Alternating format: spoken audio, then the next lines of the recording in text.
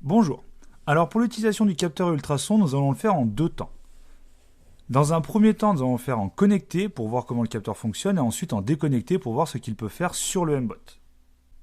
En connecté, nous créons une variable, donc une variable que nous appelons distance, tout simplement.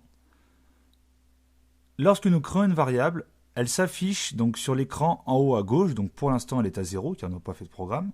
Vu que nous sommes en connecté, nous prenons un événement donc quand le drapeau est cliqué pour pouvoir démarrer.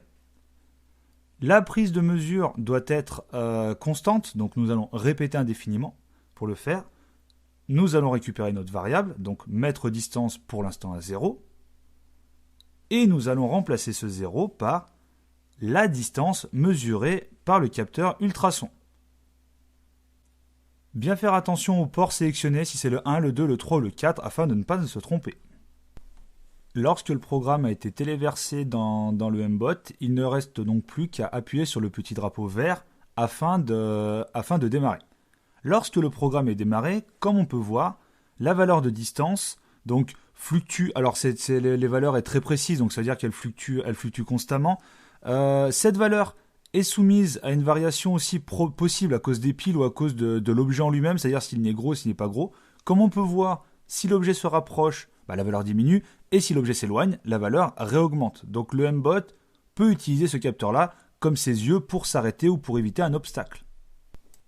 Maintenant que le prémis sur l'utilisation du capteur et ultrason a été fait, nous allons l'utiliser dans un cas concret. Donc pour cela, comme à chaque fois, un MBOT génère le code afin de pouvoir le rendre autonome. Ensuite, nous nous rendons dans Contrôle pour récupérer un attendre jusqu'à, donc qui sera notre condition de départ.